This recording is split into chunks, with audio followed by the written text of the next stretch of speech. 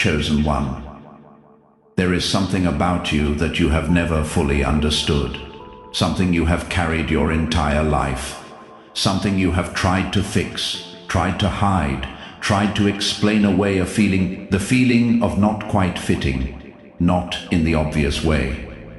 You have learned how to function in rooms, how to converse, how to adapt, how to present yourself in a way that reads as normal. But underneath that, underneath the performance of belonging, there has always been a quiet awareness that you are not quite all the way in. That part of you is always watching from a slight distance, that even in your closest relationships, in your most comfortable environments, there is a layer of you that remains untouched, unreached somewhere else. And you have spent years wondering what was wrong with you, why connection felt real but never total, why you could be surrounded by people and still feel fundamentally alone in a way you could not explain, why every place you landed felt like a temporary arrangement, why you kept looking toward a horizon you could not name. Tonight, I am going to tell you what that feeling actually is, because it is not a wound. It is not a symptom of damage. It is not evidence of something broken inside you that needs to be healed before you can live a full life. It is a marking, and once you understand what it means, you will never again try to fix what was never broken. Stay with me, because what I am about to show you is going to reframe the most confusing thing about your entire life. I want to begin with a word from the book of Hebrews that most people read and immediately spiritualize into meaninglessness. Chapter 11, verse 13. Speaking of the great people of faith Abraham, Isaac, Jacob, Sarah, it says they confessed that they were strangers and pilgrims on the earth. Not metaphorically strangers, actually strangers. People who moved through the world with the persistent awareness that the place they were in was not the place they were from. And the text does not present this as a problem they were overcoming. It presents it as evidence of their faith. Evidence, the very fact that they felt foreign here, was proof that they were oriented towards something real somewhere else. Think about what that means. The feeling you have carried, the one you have apologized for, tried to suppress, tried to diagnose as dysfunction. That feeling was in the framework of Hebrews 11, not a symptom of something wrong. It was a symptom of something true. People who are perfectly at home in a place do not look for another one. People who are completely satisfied by what is around them do not carry a persistent hunger for somewhere else. The hunger for somewhere else. The restlessness. The sense of not quite landing anywhere permanently is not dysfunction. It is direction. It is a compass that has never stopped pointing towards something you have not yet arrived at. And the tragedy would not be that you felt this your whole life. The tragedy would be if you spent your whole life trying to make yourself comfortable in rooms that were never designed for you, because comfort in the wrong room is not peace. It is settling, and you were not made to settle. Let me be specific about what this has looked like in your life, because I believe I was shown some of it.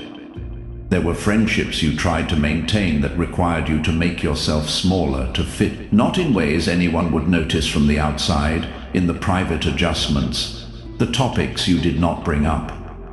The parts of yourself you kept folded away because you sensed rightly that they would not land, that they would be met with confusion or dismissal or a kind of polite blankness that felt worse than disagreement. So you edited, you curated, you presented the version that was receivable and carried the rest alone. And the loneliness of that, of being with people and still not quite being with them, of being known and still not quite being known, is a particular kind of loneliness that most people have no language for, because it does not look like loneliness from the outside. From the outside, you have relationships. From the outside, you belong somewhere. But from the inside, you know the difference between being in the room and being fully received by the room, and you have rarely been fully received. There were environments that looked like they should have been right for you, the right job, the right community, the right relationship, everything on paper pointing toward. This is it, and you tried. You genuinely tried to settle in, but something in you would not settle. Something kept lifting its head and looking around, kept asking the question you wished would stop. Is this really it? And eventually you would have to admit quietly, privately, sometimes with grief, that no, this is not it. And you would move, or something would move you, and the cycle would begin again. People around you may have interpreted this as instability, as a pattern of self-sabotage, as an inability to commit, as someone who does not know what they want. What it actually was a refusal, not always conscious, to be contained by spaces too small for what you carry. You could feel the ceiling, and something in you could not stop bumping against it. Not because you are arrogant, because you were designed for a room with higher walls. And I want to address something that came with the leaving, because the leaving was never clean. There was always grief in it, loss in it, the weight of severed connections, disrupted roots, the particular sadness of leaving a place that was not quite right, but was familiar, and familiar had its own kind of value. And in the grief of the leaving, there was often a voice that offered an explanation for why you were leaving again. And the explanation was not kind. It said, you are the common denominator. It said, maybe the problem is you. It said, other people managed to stay, managed to settle, managed to make it work. Why cannot you? And because you were in grief, and because the evidence seemed to support the accusation, you sometimes believed it, and you carried it. The shame of the leaving, the suspicion of yourself, the quiet conclusion that the restlessness was not direction. It was damage. I am here tonight to interrupt that conclusion. The voice that offered that explanation was wrong. Not because you are without flaw, but because the framework it was using to evaluate your life was the wrong framework. It was evaluating you as someone who should be settled and finding evidence of failure. Heaven was evaluating you as someone who was supposed to be moving and finding evidence of obedience. The same leaving, two completely different verdicts. And the verdict you heard most loudly was not the verdict from the right courtroom. Abraham is the clearest picture I know of what this experience looks like, lived out. God told him to leave, and the text in Genesis 12 contains one of the most stunning phrases in all of Scripture. God told him to go to a place that God would show him. Not a place God was showing him, not a place God had already shown him, not a place with a name and coordinates and a timeline, a place that God would show him. Future tense, ongoing revelation, progressive disclosure. Abraham's instructions were, start moving in the direction I indicate, and I will give you more information as you go. That is an uncomfortable assignment for someone who wants the full map before they take the first step. There was no full map. There was a first step and the promise that more would be revealed to someone who took it. And Abraham went. He packed everything. He gathered his household. He left the city he knew, the culture he understood, the relationships that had context, the land where his name meant something. He left the place where he was familiar, the place where his history lived, the place where people knew who he was and what he came from. He left all of it, and he went out. The text says not knowing where he was going, not knowing where he was going. That phrase belongs in your testimony because I believe you have been living it. You have been moving, sometimes voluntarily, sometimes pushed, without the full picture, without the complete address, without the kind of clarity that would make the movement feel safe. And the people around you have not always understood it. Why are you leaving this? Why are you not satisfied with that? Why does this keep happening to you? Because the instructions were the same as Abraham's move toward what I will show you. Trust that the showing will come as you go. Do not wait for full clarity before you take the first step, because the full clarity only comes to people who are already moving.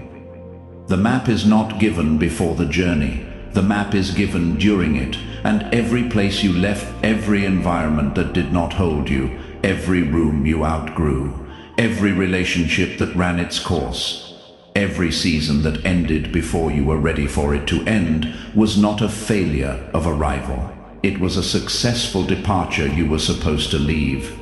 You left at the right time, even when it felt like loss, even when it looked like instability, even when you yourself questioned whether something was wrong with you. The leaving was obedience, even when you did not know that is what it was. Now I want to talk about what the leaving has been accumulating in you, because Abraham did not leave Ewa and arrive in Canaan untouched. The journey changed him, not in the way that difficulty changes a person simply by wearing them down, in the way that movement changes a person by expanding their perspective beyond what a stationary life can provide. When you have only ever lived in one place, your understanding of what is possible is limited to what that one place contains.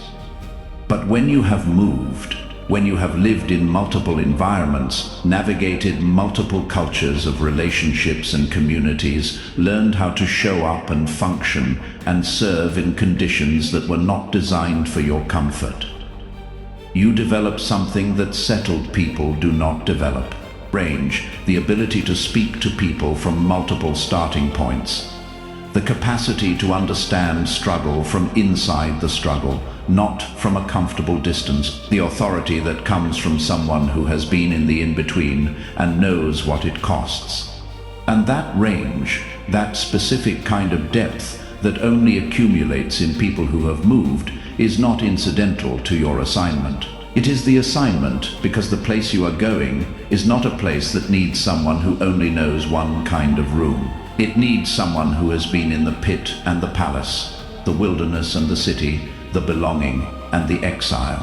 Someone who, when they speak to a person in the wilderness, speaks from experience, not from a textbook, not from a platform, from memory. I was there too. I know what it feels like from the inside, and I can tell you from the other side of it. The wilderness was not your final address. That is the authority you are carrying, and it was forged in the leaving. Now, let me tell you where the leaving has been leading, because Abraham did not wander forever. The journey had a destination, and the destination was not a compromise, not a place that was almost right, not a place where Abraham had to make himself smaller to fit. It was the place that was made for him, specifically, precisely, irreversibly. A land described as flowing with milk and honey, language of abundance, of fruitfulness, of a place so fitted to the person that the land itself produces without being forced. That is what happens when a person arrives in the place they were made for. Things produce without the grinding effort that characterized every previous environment. Relationships form without the exhausting labor of making yourself receivable. Work comes alive in a way it never did before. The gifts that were always present but slightly muted, always operating at a fraction of their potential, because the environment was always offering friction. Instead of flow, those gifts suddenly operate with a clarity and a power that surprises even you, because gifts operate best in the soil they were designed for. A seed is not malfunctioning when it fails to grow on concrete. It is simply in the wrong environment.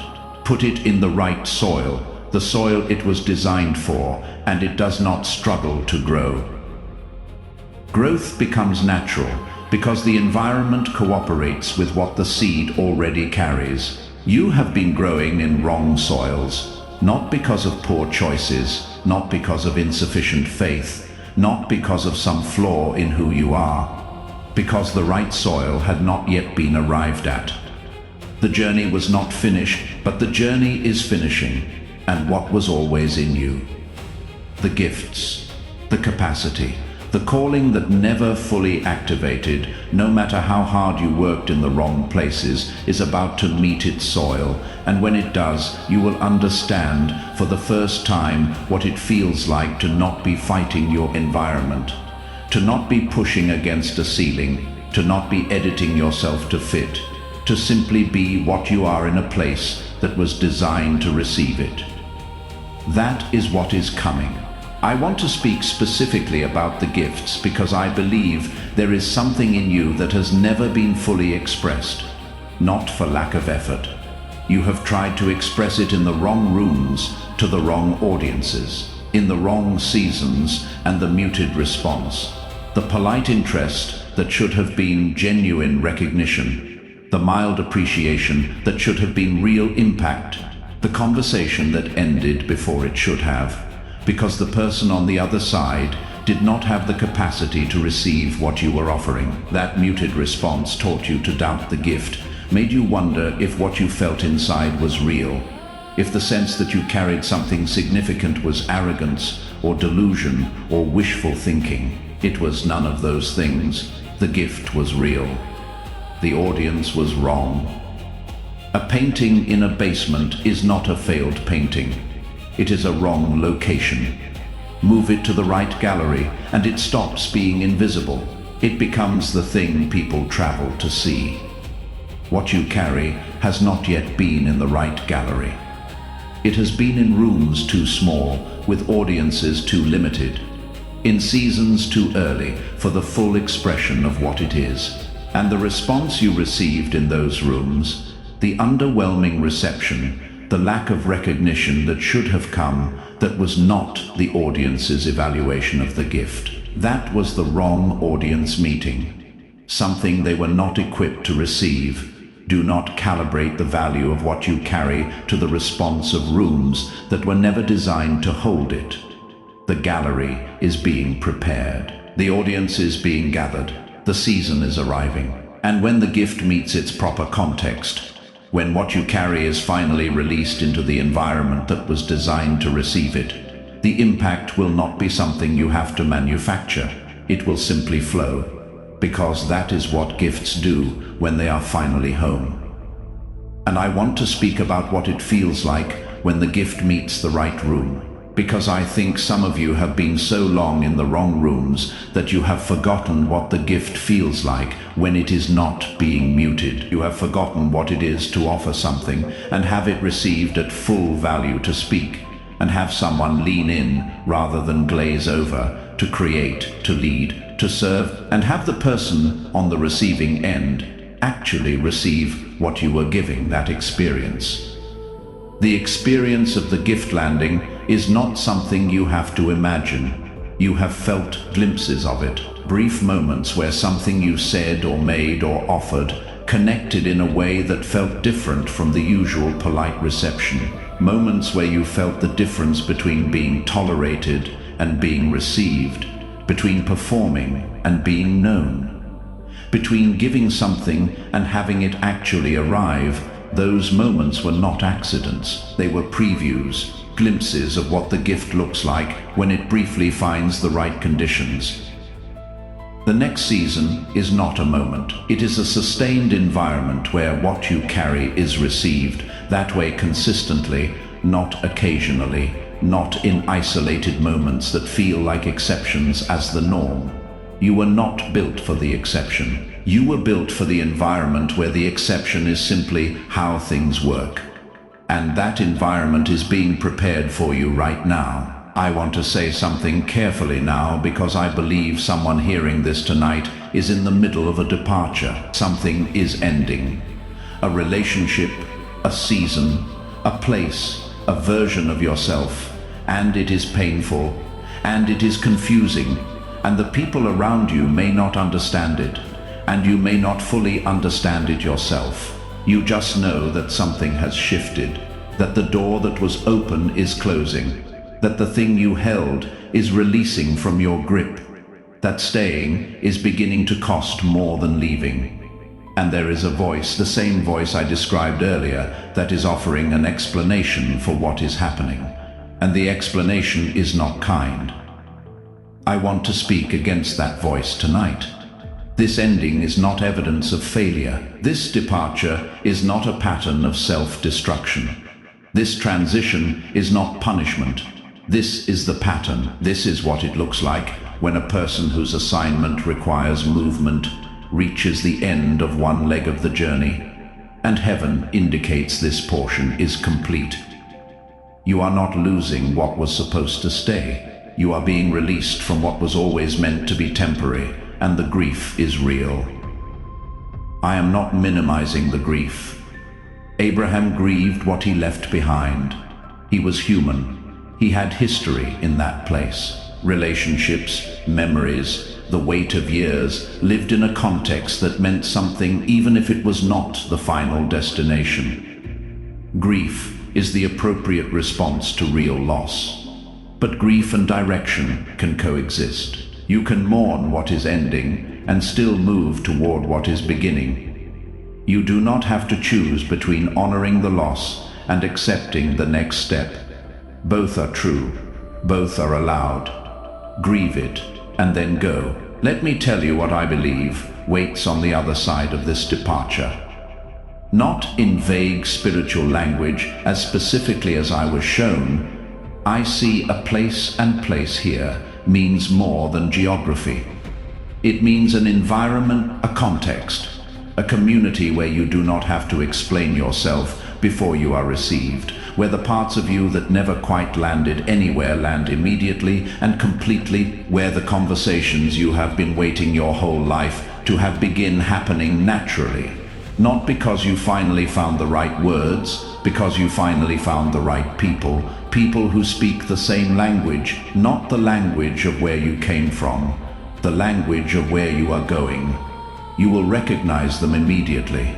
The recognition will be mutual, and the connection will be different from every connection before it, because it will not require the editing. The full version of you is welcomed, the folded away parts. Finally unfolded, the things you carried alone, finally shared. The language you kept to yourself, because no previous room had anyone who understood it.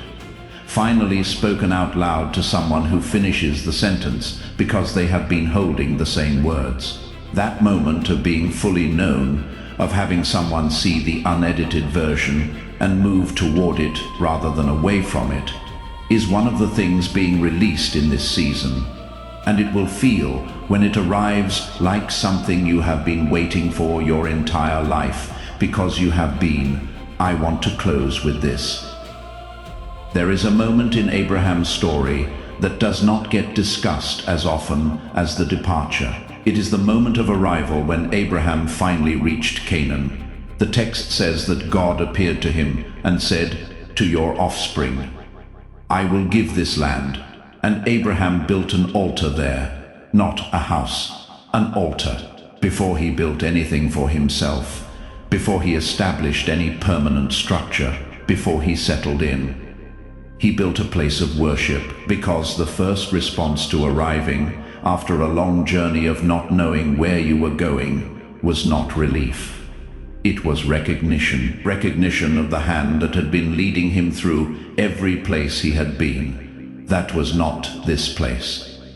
And I believe when you arrive, when you find the soil, the community, the context, the place where you do not have to edit yourself to enter your first response, will also be recognition, not just of the place, of the journey. You will be able to trace it backward. Every departure, every grief, every moment of bumping against a ceiling, every room that could not hold you, every person who misread your movement as instability when it was actually direction. And you will see the hand in all of it. The hand that was leading you here through every wrong soil, through every temporary arrangement, through every place that was not it, but was necessary on the way to the place that is. And in that moment of recognition, you will not need anyone to explain the journey to you. You will explain it yourself, and the explanation will begin with, "I did not know where I was going," and it will end with, "But I know now that I was going here." That moment is closer than you think. Say this with me out loud right now. The feeling of not belonging was never brokenness, it was direction. I was not made for small rooms. I was made for the place I have not yet fully arrived at. Every departure was preparation, every ending was direction. Every place that could not hold me was showing me where I was not supposed to stay. I released the guilt of the leaving. I released the shame of not fitting. I release every word that told me the restlessness was damage. Nothing was wrong with me. I was simply in transit. I release the voice that made me the villain of my own story for refusing to settle in rooms too small for what I carry. I was not refusing commitment. I was honoring a calling that required me to keep moving toward a place I would not know until I arrived. Transit is ending. Arrival is beginning. I stepped forward the way Abraham stepped forward, not with the full map, but with the faith that the showing comes to those who are already moving. I am moving. I am arriving. In Jesus' name, amen, chosen one. If this word found you at the exact right moment, if the feeling I described at the beginning of this message is a feeling you have lived your whole life and never heard named, leave a comment below with the words, I was in transit because you were. And the transit is almost over. Subscribe, because what was spoken tonight is the beginning of a larger word. The next message speaks to what the arriving looks like, how you recognize the right soil, how you receive the right people, how you step into the belonging without the defensive layer that the years of not fitting have built. Do not miss it, and share this with the person who came to your mind while you were listening. The one who has always felt like they did not quite belong, who has moved and wondered why nothing ever fully sticks, who has been told too many times that something is wrong with them for a restlessness that was never dysfunction. Send this to them. They need to know their restlessness has a name, and the name is not broken. The name is called Go, now chosen one. Stop trying to fit in rooms that were never designed for you. The room that was designed for you is almost ready, and you will know it when you enter it, not because everything will be perfect, but because for the first time in your life, you will walk through a door and not immediately feel the ceiling. You will walk in, and something in you that has been lifted and looking will settle. Not because you gave up, because you arrived. That is what is coming. That is what the whole journey was for. The stranger and pilgrim phase is ending. The promised land is close. Go in peace. Go in the full understanding of what the restlessness was, and receive the belonging that has been waiting for you at the end of it. Amen.